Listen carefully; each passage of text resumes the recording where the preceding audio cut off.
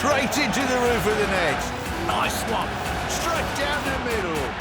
So a good performance from both teams here today. Hi, you're watching Firstpost. I'm Rupha Ramani. Let's get started.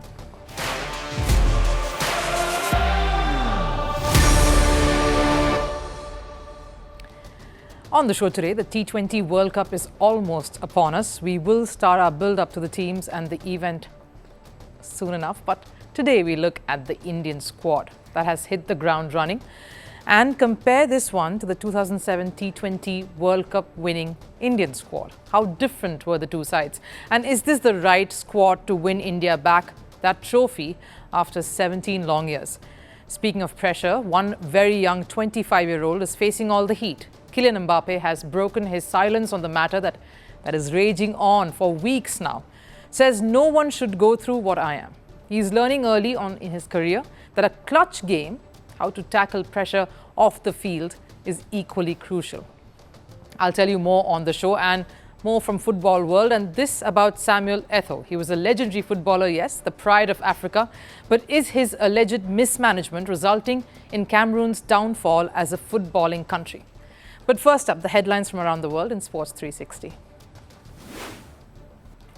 Starting with cricket, New York is beefing up security measures for the upcoming T20 World Cup around the India versus Pakistan clash after receiving threats of an attack. The mega face-off is scheduled for the 9th of June at the Eisenhower Park Stadium in New York. Police officials in the city have been asked to increase the surveillance and screening process for the tournament. Over in football and the MLS, Lionel Messi's Inter Miami lost 1-3 to Atlanta United. Sabalob Giant C scored a brace for United to take a 2-0 lead. Messi reduced the deficit for Miami with his lone goal in the 62nd minute. But it went in vain after Jamal Tare scored the winner for Atlanta United. Olympiacos created history at the UEFA Conference League final. The Greek club beat Fiorentina 1-0 to clinch the title. After the game went goalless in regulation time, Ayoub El Kaabi scored the winner for Olympiacos in the 119th minute. Despite being the most successful Greek club with 47 league titles, Olympiacos hadn't won any European title. This is their first. Over in tennis and the French Open, world number 2 Yannick Sinner of Italy advanced to the third round, securing a 6-4, 6-2, 6-4 win over Richard Gasquet. And in the women's category, world number 1 Iga Świątek is through to the third round too. She battled past Osaka 7-6, 1-6, 7-5 in a grueling second round match that lasted nearly 3 hours. And in chess, Indian prodigy R. Pragyananda defeated world number 1 Magnus Carlsen in classical chess for the first time. The 18-year-old Indian was playing with white pieces. He's taken a solo lead with 5.5 points after the third round of the Norway chess tournament. Carlsen has slipped to 5th. Over in the women's category, Pragyananda's sister Vaishali defeated compatriot Koneru Hampi to top the leaderboard. Remember that picture? It was a seminal moment in the history of Indian cricket and world cricket too. It was historic because it was the inaugural edition of the T20 World Cup, the newest, youngest format of the sport, a revolutionary World Cup. And historic because it saw India become champions, the first T20 World Cup champions. As India gears up for yet another World Cup in the Americas, you can't help but draw comparisons between that 2007 squad and this one this year. Where does this squad rank in comparison to that Indian setup?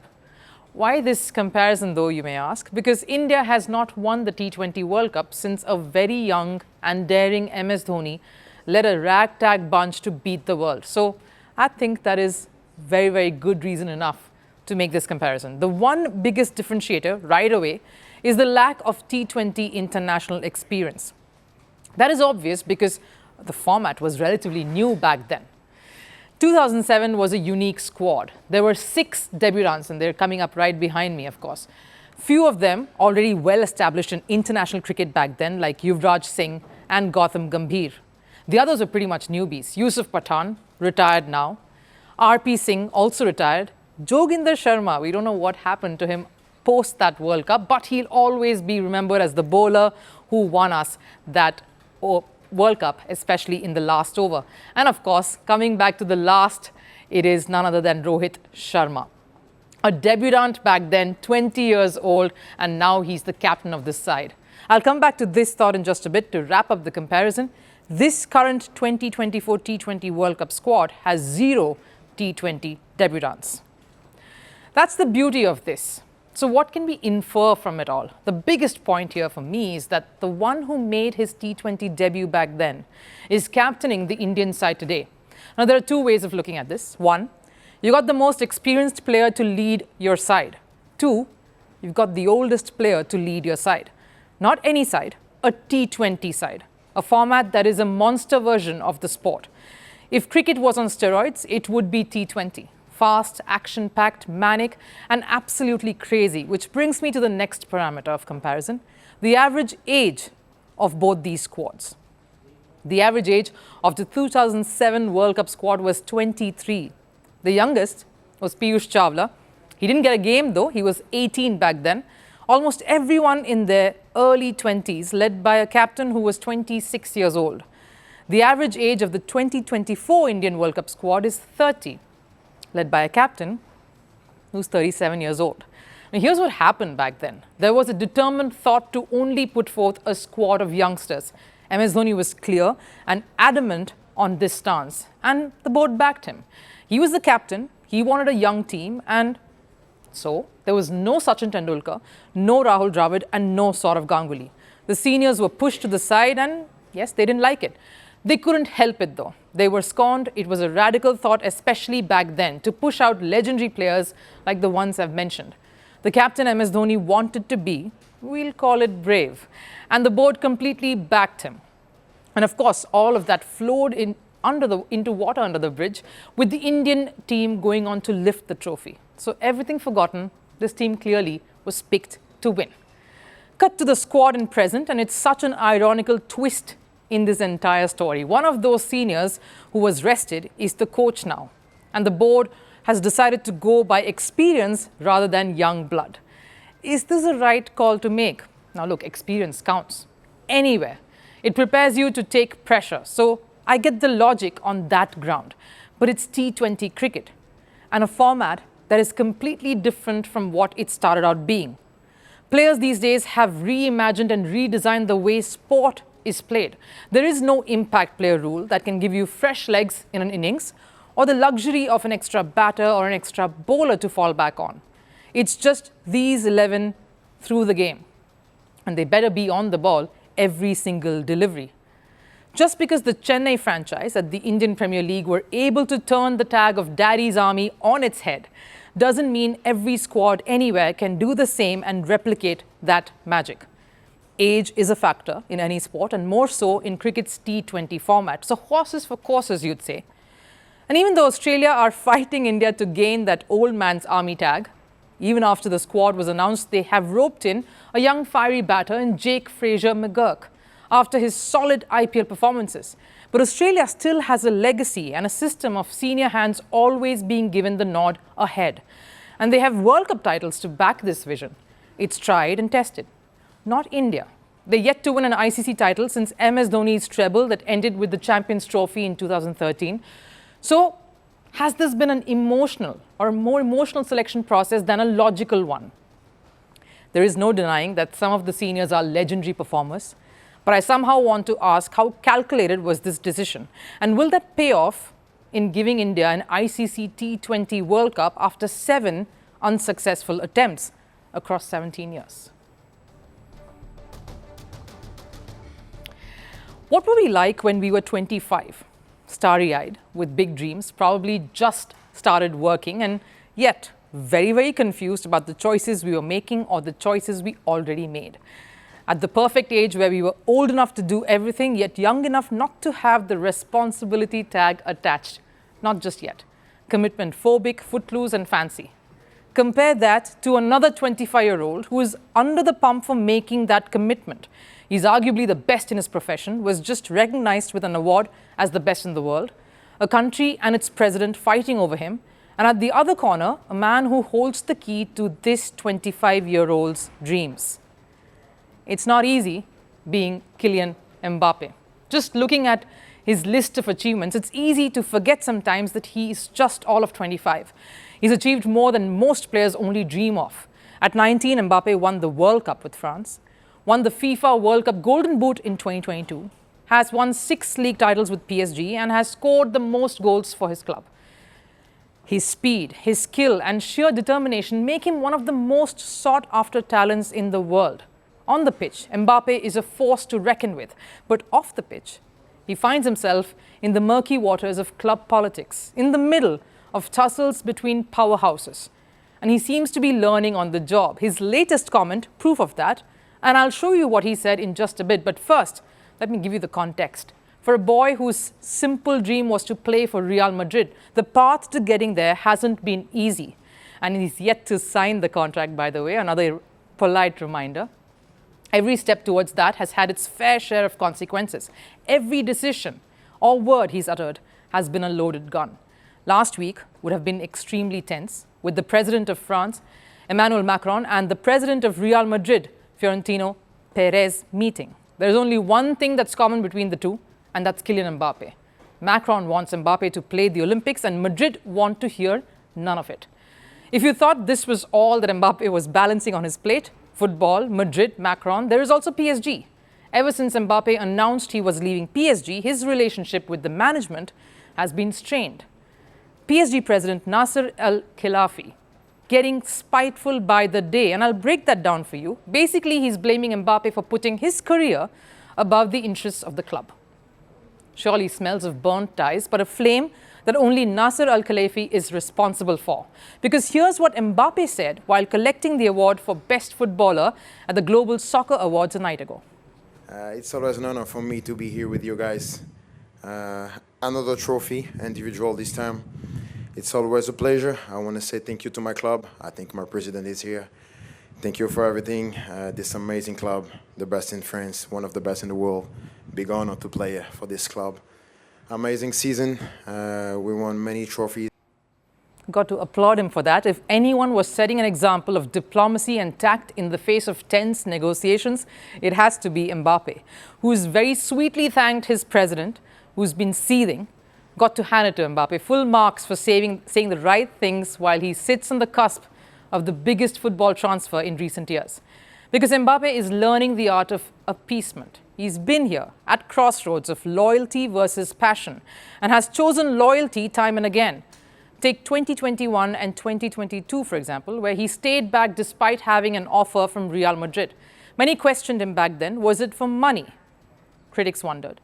Mbappe stayed silent all the while, but just when he's finally chosen ambition over his loyalty towards PSG, he's finally broken his silence on the matter.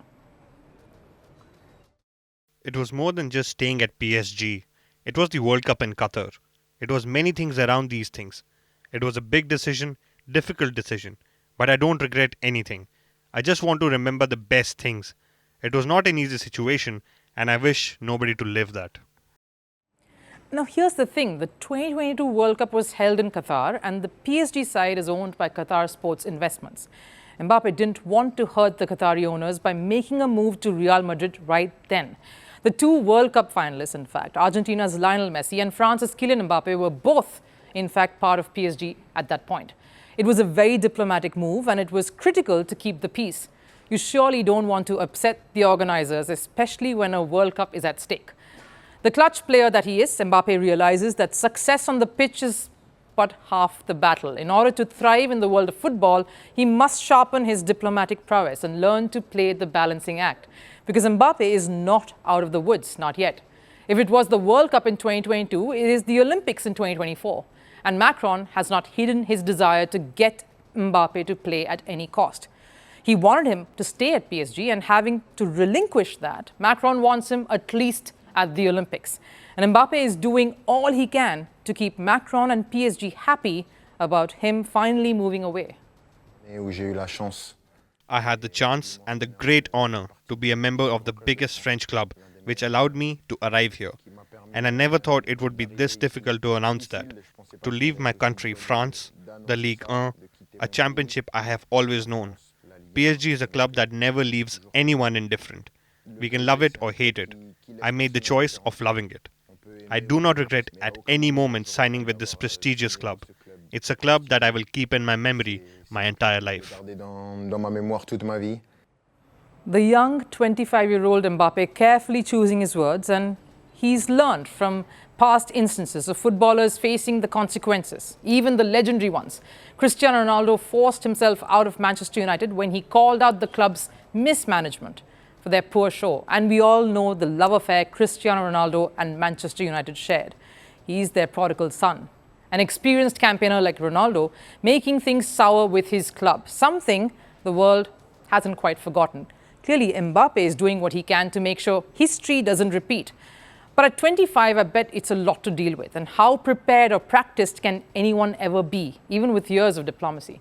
It's human emotions at the end of the day, one that a young Kylian Mbappe will have to continue to navigate and negotiate, because this saga is far from over. The latest controversy that we are highlighting today is coming out of Cameroon. In fact, this is the latest in a series of disruptions that threaten to derail Cameroon as a footballing country. After allegations of mismanagement on Cameroon football president Samuel Eto'o, you remember the legendary footballer, he's in the thick of it yet again. The latest episode involves the sacking of coach Marc Brys. Brys never had the chance to prove himself as a coach. He was sacked even before managing a single game. It happened after a video of the fight between him and Samuel Eto'o went viral. He had only been in charge for over a month. With the World Cup qualifiers around the corner, how hard will this latest episode hit Cameroon? And is the slump in their football fortunes all linked to Samuel Eto'o?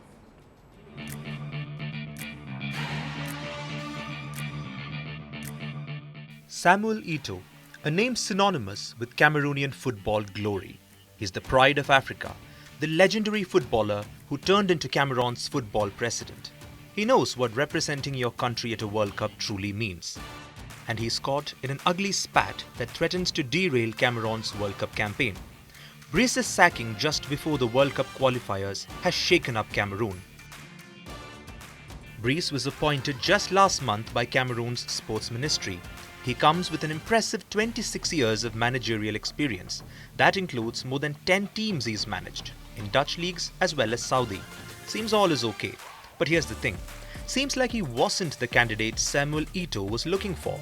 Cameroon Football and Eto'o said the decision to appoint Brys was taken unilaterally, and Samuel Eto'o himself wasn't present during the coach's appointment. It is reported that Eto'o had a list of candidates for the role, and none of them was Brys. This resulted in a bit of a showdown between Eto'o and Brys. Both were seen involved in a heated discussion. And once the video of the two arguing went viral, an emergency meeting was called and Brys was promptly sacked. The federation scrambled to salvage the situation, which means another coach has been called up on an interim basis. But the bigger question is, can he steady the ship amidst the storm that's raging? Brys may not have been the desired candidate Eto'o was looking for, but sacking without even giving a chance was quite an extreme step. The federation says Brys had made some stinging comments and so he had to go. But is that the whole picture? Cameroon Football claims that Brys' appointment came from the sports ministry without any input being taken from the federation. So clearly, the matter isn't just about the heated exchange. There are several egos involved. And ever since Eto'o took charge as president, he has been at the heart of many controversies. Here's what he has been in the middle of. In January this year, Eto'o was accused of match fixing. And that's not it, also inciting violence and making threats. The former vice president of Cameroon Football sent a report to FIFA's ethics committee accusing Samuel Eto'o of several acts of misdemeanor, including abusing his powers. The vice president accused Eto'o of rigging a match between his own academy and Kumba City FC. FIFA is still investigating the allegations, but the accusations are quite strong. What the vice president is hinting at is mismanagement and Samuel Eto'o wanting full autonomy by getting a coach who would be his man. So maybe Brys wasn't one of those. With the 2026 World Cup qualifiers on the horizon, the timing could not be worse. Cameroon will be hosting the second-placed Cape Verde on the 8th of June. Cameroon, despite leading their group, now face uncertainty and unrest in their ranks. The interim coach is expected to announce the squad for the game next week, and these are tense times. Any unrest in management only trickles down to the players, and it's not a situation conducive to play football in. Because the pressure is on. If Cameroon do not finish at the top of the table, they will have to play in the qualifiers. And after qualifying for the tournament in the previous edition, not matching that performance would be a setback. Cameroon's slump in the football stage has ironically coincided with Samuel Eto'o's reign at the helm. Take AFCON for instance, a tournament that Cameroon have been 5 times champions of, winning the last one in 2017 before Eto'o took charge. They've had a poor run there ever since. Since 2021 when he came on board, Cameroon have never won the AFCON. And last year, they had a horror show where they were knocked out of the tournament in round of 16 itself. Eto'o himself knows what representing Cameroon in a World Cup means. He is their highest scorer and the best the country has ever produced. But will the allegations and the latest controversy tarnish his legacy and pull a footballing country like Cameroon down?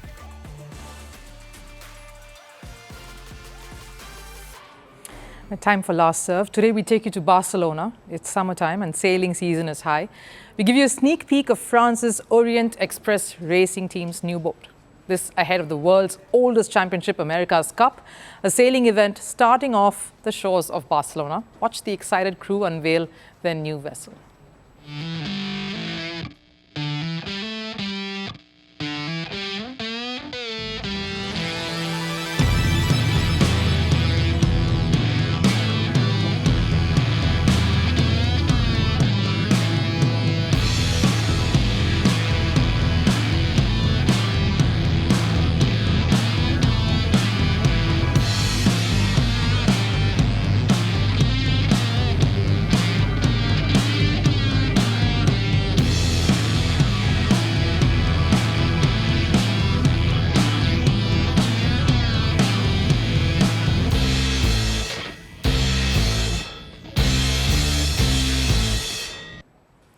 That wraps it up here on Firstpost. Thanks for joining in. I'll see you again tomorrow. Till then, take care.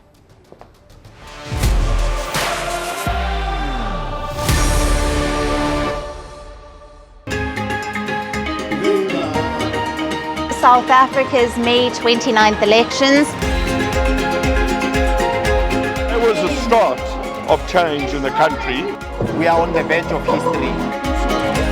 I am standing here at the forefront of change where voices echo the call for action. The nation grapples with an unemployment crisis.